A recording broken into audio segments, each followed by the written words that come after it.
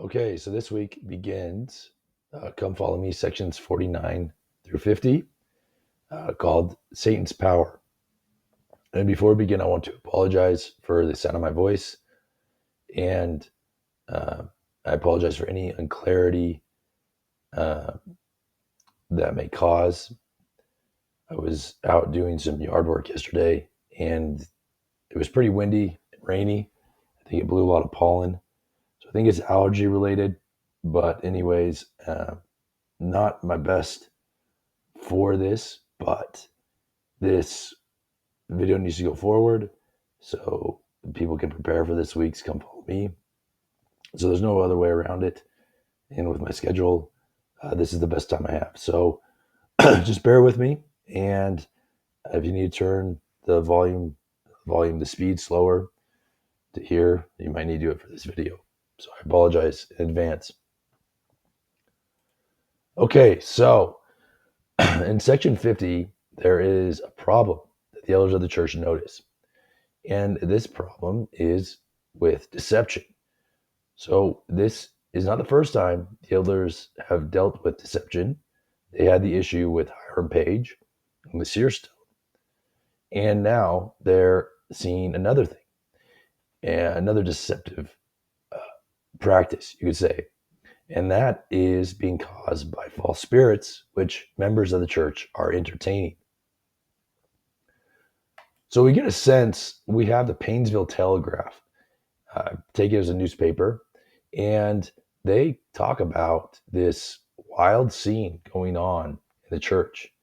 That there were people that would just fall down, they would roll on the floor, women would run out into the open cold with nothing on, or just would run out in the cold, believing they were under an influence of the Spirit of God. And John Wimmer talks about this. He says that these things really grieved the elders and they didn't know what to do. And so they went to the Lord to get revelation. And so, what does this revelation teach us? Well, what we learn is that there are false spirits that have gone forth into the world. We learn that these false spirits cause deception. And the important thing is that Satan gains power through the deception of the false spirits. And so, one of the interesting things here is we tend to think that we are, well, I think I'll say it another way is we tend to believe that we are more in control of our choices than we think. And what I mean by that is there are forces that we cannot see in the spiritual realm that are competing for our attention. And that is a good voice, good spirit, an angel, and false spirits. And a lot of times our actions are dictated by the influence that we heed. We know that there is opposition in all things, and we know that agency comes from choices. And so what happens is we are being enticed by good and evil each and every day of our lives. And when we do wrong, it's because we have listened to a false voice telling us, persuading us to do the wrong thing. And when we do good, it's because we listened to the good voice persuading us. And so it's this kind of tug of war between good and evil. And this is something we learn further in Doctrine and Covenants, is that there are spirits that go forth and they deceive the people. And this is what's going on in the church. The church members are receiving these evil spirits, thinking that they come from God. And we learn that the purpose of these spirits are to deceive. And we learn that through deception, we are overthrown. And then we also learn that there are people in the church who have deceived some people by presumably inviting these spirits into their lives. So they hate the false spirits, and then through that, they then spread it to others, and it becomes kind of contagion. So I want to focus on this idea of deceiving, because I think sometimes we might miss the, I guess, plainer definition of this word. So to deceive in 1828, we use that dictionary. As viewers are probably were able to predict that I'd turn to the 1828 dictionary. And what it says is that to deceive is to mislead, to cause error, to cause to believe what is false, or just believe what is true. So for this video, I want to focus on this idea of to cause to believe what is false or to disbelieve what is true. So with that definition in mind, let's go back and plug in this the definition for the word deceive.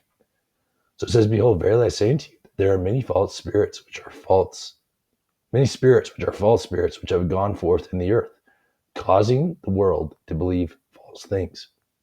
And also Satan hath sought to cause you to believe false things, that he might overthrow you. And then I should have added on verse 7, but verily I say to you that there are hypocrites among you who have caused some to believe false things, which is given the adversary power. And so what we see here is the way that Satan gains power over us is by causing us to believe false things. And the result of that ultimately is that we're overthrown. So we'll talk more about this idea of being overthrown, but I want to clarify something for the next remaining portion, which is when we're talking about false things, are we necessarily just focusing on, we don't necessarily need to focus on false spirits and their influence, but there's even a more, I guess, grander principle in the subtext of this section. And let me kind of flesh that out. So to cause us to believe what is false is, simply put, causing us to believe in lies. And so when it talks about that false spirits go about causing us to believe false things, it's that what false spirits are really doing is wanting us to believe in lies. And that's the same with Satan. What Satan wants us to do is he wants us to believe in into lies so that he might overthrow us. And that's the same thing with hypocrites. Cause us to believe in lies, so that gives the adversary power, and so forth. So it's believing in the lies that Satan gains his power. And one of the interesting things is when we are dishonest with ourselves or with others, that is, we say something to someone else that's not true, or we tell something to ourselves that's not true, we are embracing lies and following this logic, in which we'll flesh out more, but just broadly, if Satan gains power through lies and we lie to ourselves and to others, then Satan's gaining power through us or over us as well. So let's talk about how. How is it that Satan gains his powers through lies or dishonesty? So when we believe a lie, we are believing an illusion. And it's accepting that illusion that Satan's able to take us captive. He takes us captive because we lack the knowledge to overcome what he presently knows. And this is what is meant by the captivity of hell. So we tend to think that hell is just fire, well, not just. We tend to think that hell is fire and brimstone and pitchforks and red little devils and so forth. And what hell really is it's a place where people go who lack the truth. They're ignorant of reality and they can't overcome it. It overcomes them. And in some sense, people are already living in a hell. Those who are overcome by current conditions, who are prone to suicidality, who are driven to drugs, who are driven to escapism, who are finding some way to get out of the pain they're suffering, are already living in a type of hell. I won't call it hell, because I think it is, it's an actual state of mind and place, but it is a type, because what's happening with these people is they don't have the tools, they don't have the belief system and the knowledge to overcome what's currently overcoming them. They don't know how to succeed. It's overwhelming them. They don't have the principles to be able to endure. And that's where Satan gets his power, is he's able to get us to believe in a lie. And then through believing that lie, he controls and manipulates us. So an example of this to illustrate this point is a show that I film I watched recently. Um, yeah, actually, it was interesting because the Spirit told me to watch it. It was pretty adamant about it, so I decided to, and I can see why, because it will explain this idea a little bit better. So the film is called The Truman Show, and for those who have seen it or those who not, I will kind of be giving the ending away. So if you haven't seen it, maybe you want to pause. But what the show is about is this whole uh, production has been set up around one man filming him, causing him to believe that his life is real, when in fact he is in a show, and everyone else are actors, and they are acting around him. And the show, eventually, through the show, we see how the main character, played by Jim Carrey, his name's Truman, he starts to realize that things are not right, and he questions his reality, and eventually gets out of the construct that he's in.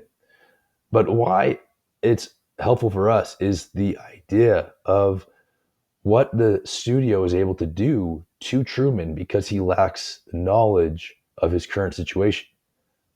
Because Truman thinks that his reality is actually real, he is being led and manipulated by the studio to do and behave in certain ways. So one example is they needed to sure so this studio set up, and the set is an island in this big dome. And the problem was as well, we don't want him to go out venturing in the water because he'll eventually hit the wall of the dome and no. So we've got to construct some way to get him afraid of the water. And so they have a moment where his father dies, and therefore he's terrified. Anytime he wants to go in the water, they use imagery of like the shipwreck to trigger that trauma, that then he doesn't want to do it. And they also are using him to score points. So they want to have the first conception on air, and they're trying to pair it up with his wife. And so the point is that they are Truman is not an agent necessarily. He is being acted upon by the studio who wants him to do certain things for ratings and for entertainment. And so in some way, this isn't exactly hell, because he's not like, well, he's not like suffering as you would in hell, but it's the idea of hell because, in a sense, he is captive because he is confined to certain conditions that the studio allows for him to exist in. And so he can't venture beyond that, or they'll interfere. And when he tries to, they find ways to create a fire or create a nuclear fallout or leak in a plant. They found every way to prevent him from trying to get outside of the town that he lived in.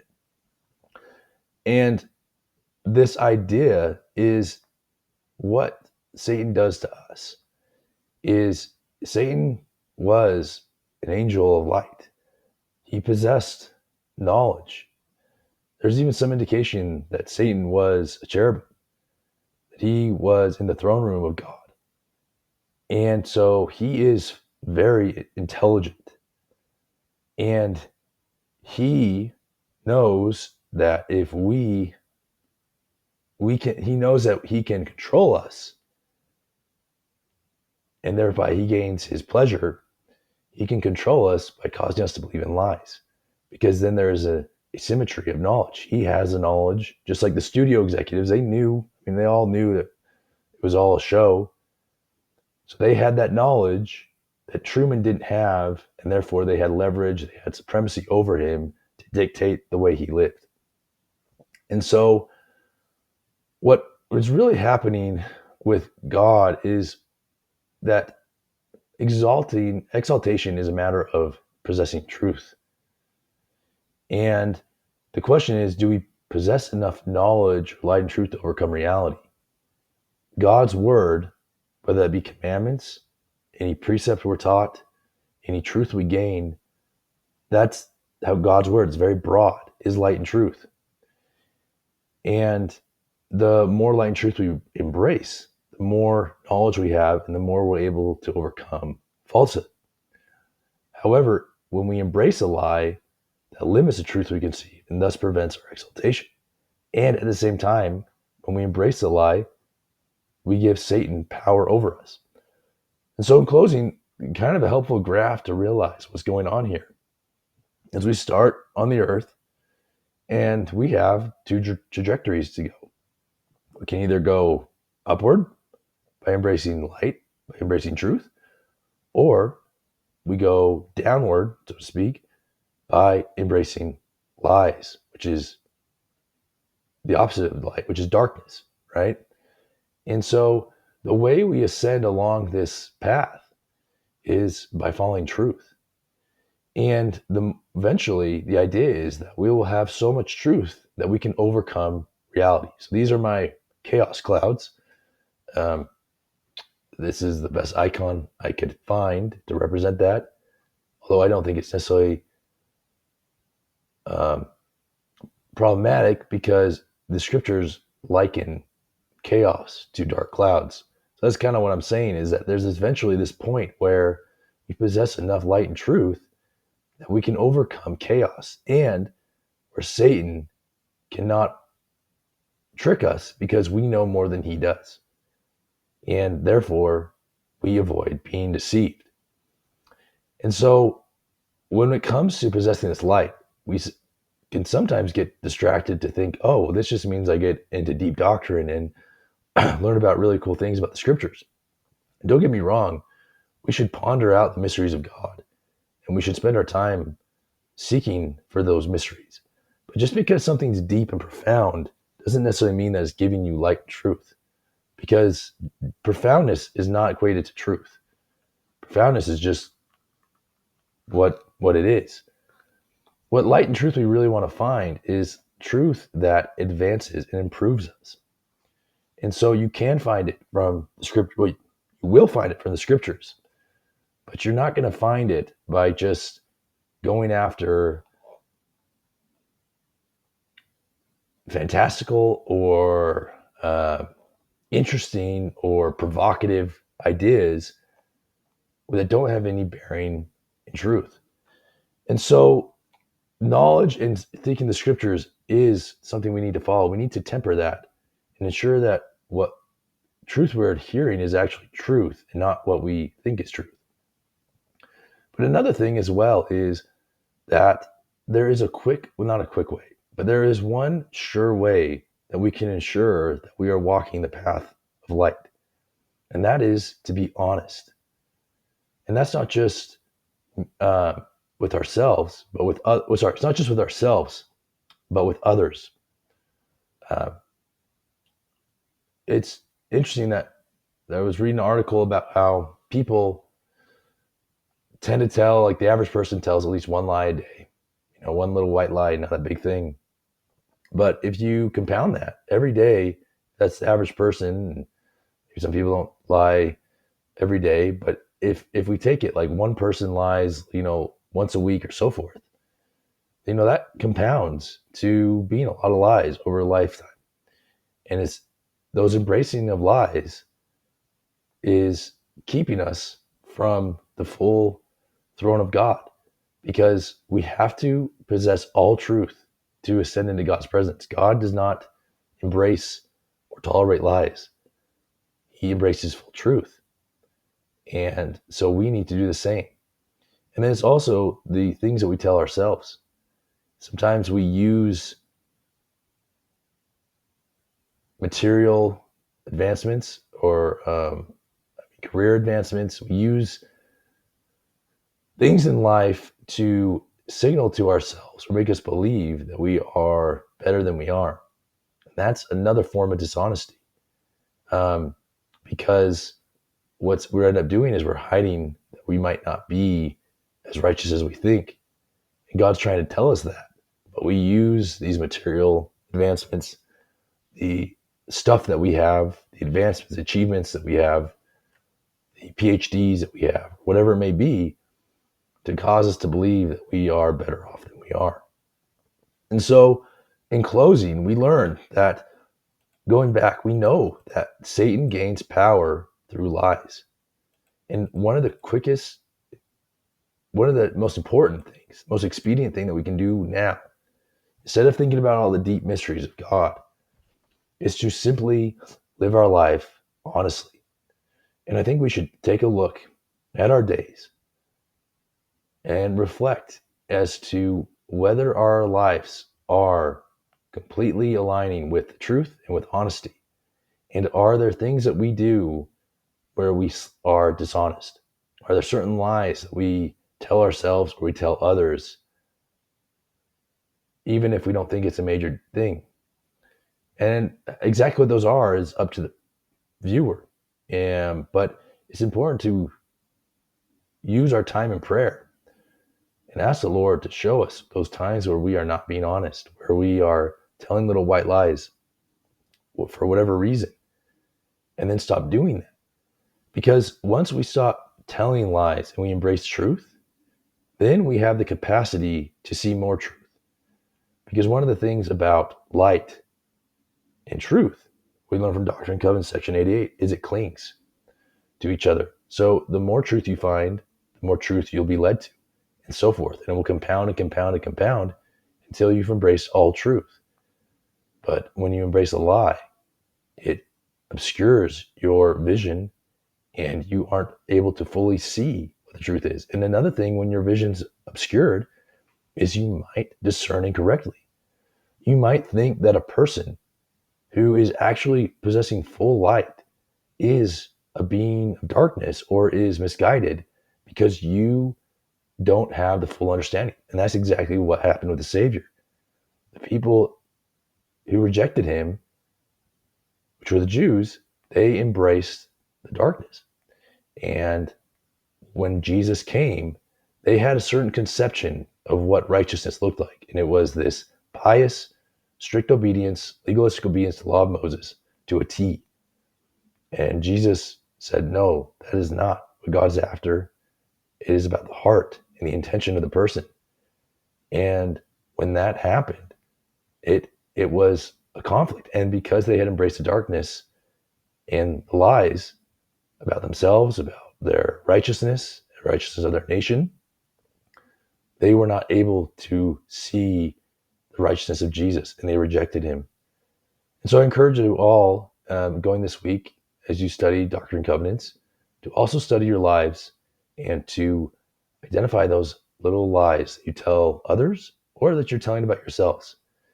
And also embrace trials and challenges, because the challenges reveal who you really are. And don't shy away from it, because God's trying to hold a mirror to your face so you can see who you are, so that you then change and adopt the character of God. And by doing so, be led into his presence.